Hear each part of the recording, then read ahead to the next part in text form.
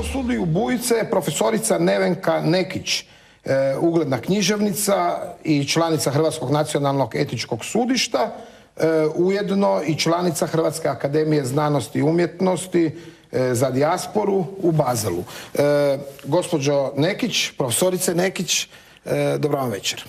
I vama dobra večer i gledateljima također. S nama je profesor dr. Josip Jurčević, ugledni hrvatski povjesničar, također član Hrvatskog nacionalnog... Nakon se nasmijao voditelj i rekao, ma da, krv je tekla veli do Frankopanske. Drugi slučaj, isto neću prešutjeti, Radio 101 i određena gospođica Zrinka Vrabec je vodila emisiju u trenutku kad je umirao predsjednik Tuđman. To su također etički trenuci, znate, kad zaboravljamo što bismo mi trebali biti.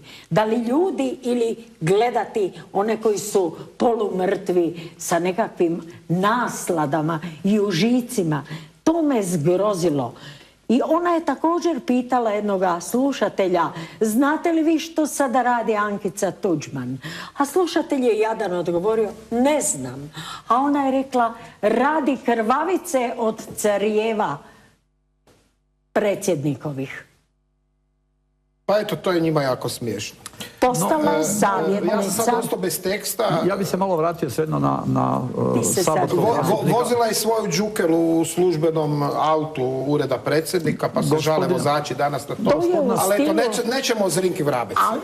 Ovo je ozbiljna emisija. Ovo je ozbiljna emisija i zato treba reći. Nemamo više vremena.